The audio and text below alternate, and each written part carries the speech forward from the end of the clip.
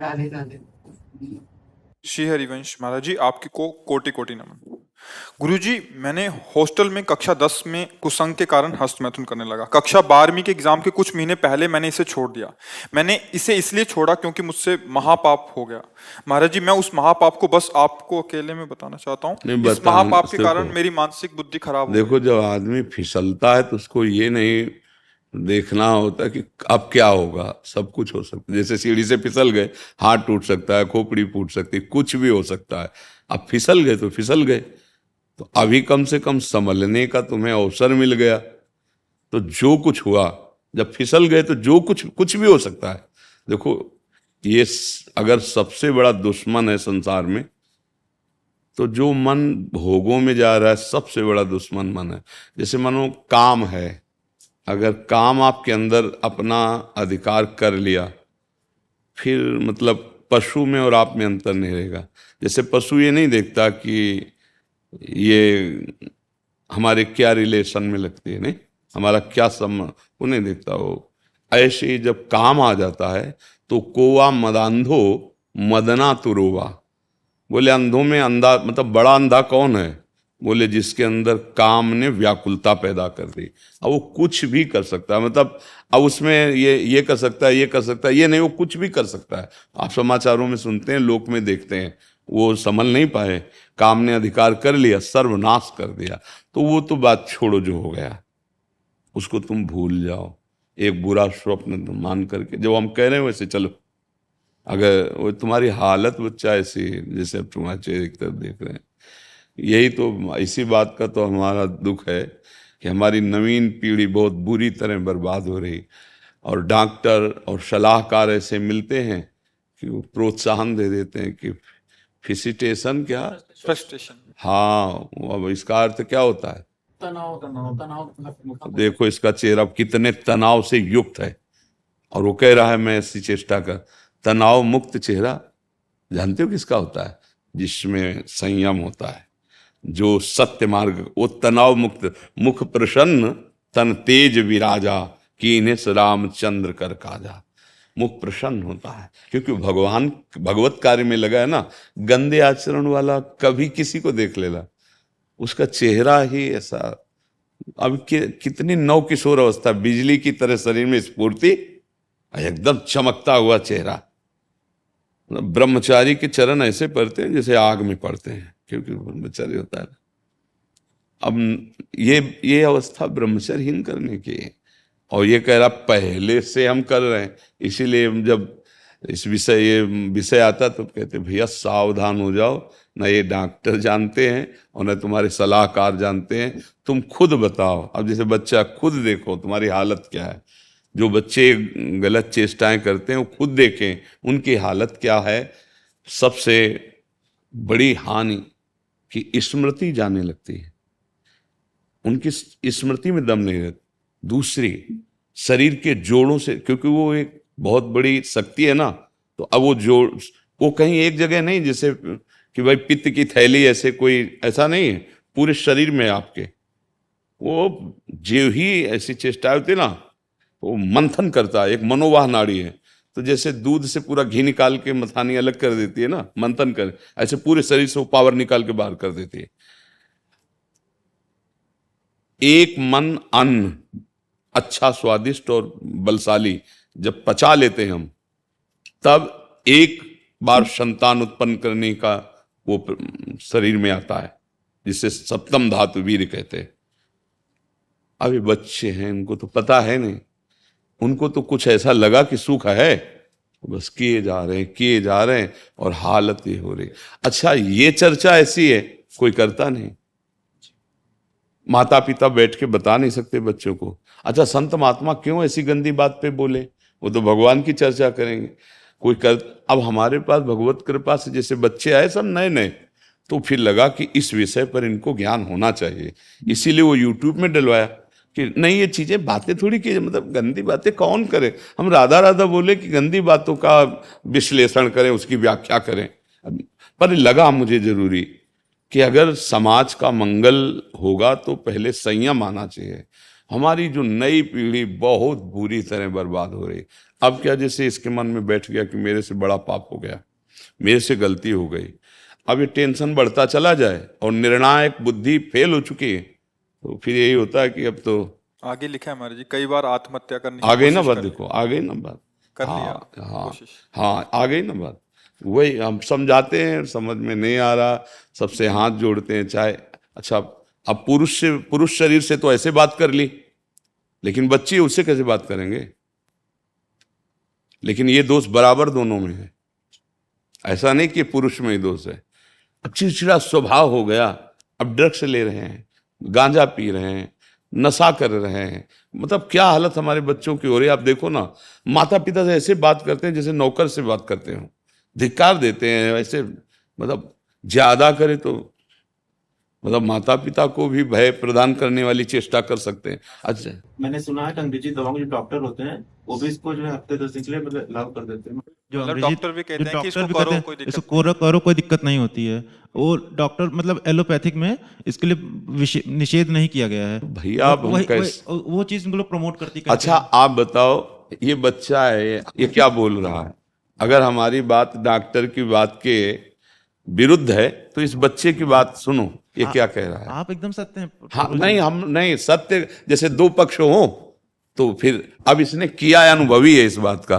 अब आप जो हम बोले कि अभी कुछ दिनों बाद फिर भावना बनने लगती कि शरीर लिखा है ना, तो ये बच्चे ने हालत कर ली ना, तो गलत है ना, गलत है ना, तो अब उस डॉक्टर को क्या कहोगे? आयुर्वेदिक में इसको मना किया गया है। देखो, जब आप संयम से रहेंगे ना और फिर गृहस्थी में जाएंगे ना, तो आपकी संतानें बहुत पुष्ट होंगी और आप एक सच्चे गृहस्थ बन सकते हो। जैसे आप, हम कई बार समझाया, उसको कैसे समझाए, हम तो किसान के घर हुए तो जानते हैं। जैसे गेहूं की फसल होती तो एक होता है, एक स्थिति आती है, उसको कहते हैं गलेत। गलेत का मतलब होता है अभी बाली निकल रही है और उस समय गेहूं की फसल काट लो तो ना ठीक से भूसा होगा, ना एक दाना मिलेगा, एक दाना नहीं मिलेगा। वो ये फसल है, काट दी। अच्छा, 1 महीना केवल रुक जाओ, पूरी बाली आ गई और दाना आ गया और पक गया। बोले कितना? बोले 80 मन। तो समझ रहे हो, आप 20-22 तक ब्रह्मचर्य रहो, फिर ब्याह करके गृहस्थी में जाओ तो इतना मजबूत हो चुके हो कि अब तुम्हें वो गिरा नहीं पाएगा, ये स्थिति नहीं आ पाएगी, मस्त रहोगे। तभी तो भाई गुरुकुलों में यही तो शिक्षा दे के गृहस्थ में भेजा, परिपक्व करके। अब देखो कैसे बताएं, अब तुम बहुत छोटे हो बच्चा और बहुत बुरी स्थिति अपनी कर ली। अच्छा, जैसे मान लो सलाहकार मित्र हैं, इन बच्चों के सलाहकार कौन? मित्र हैं, वो कहें हम लोग करते हैं। अच्छा, आप किसी बड़े से बात करें तो हिम्मत नहीं रह गई। अच्छा, संसारिक आदमी में उसको खुद ज्ञान नहीं है। मान लो जैसे माता पिता संसारे में रत हैं, उनको खुद ज्ञान नहीं कि मुझे क्या इस समय निर्णय करना चाहिए। ये तो भगवान की कृपा कहो कि संतों की वाणी आप तक पहुंच रही है, नहीं तो इस विषय पे नहीं बोला जाता। 4 पन्ने में लिख के लेके आया हूँ, वो किसी चीज से के आपको बता दूं, मुझे पूछना है, मतलब उनको बताना है। 4 नहीं, पूरा रजिस्टर लिख सकते हो, तुम्हारी इतनी कमियां हो चुकी हैं शरीर में। अब अगर नहीं, हमारी बात मानो, सत्य में पाप हो गया है। छोड़ दे तुम इस समय देखो, देख रहे हो ना इसकी बुद्धि क्या होता है। हम पगा ना, सबसे बड़ी कमी होती है कि बचाओ, अपने बच्चों को बचाओ, अपनी समाज को बचाओ यार, आगे इन्होंने और बचाओ। लिखा कि अभी सब मेरे को पागल कहने लग गए हैं। अब हम वो शब्द नहीं उच्चारण कर रहे हैं, लेकिन कह क्या रहे हैं, सबसे बड़ी जो कमी, बचाओ, बच्चों को बचाओ। अभी नादान बच्चे अपना नाश कर लिया, अब ये क्या बनेंगे? ये भारत की सेवा करेंगे, ये माता पिता की सेवा करेंगे, अरे अपने शरीर की सेवा करने लायक नहीं रह जाएंगे। बस कैसे हम इस विषय पर क्या बोले अब।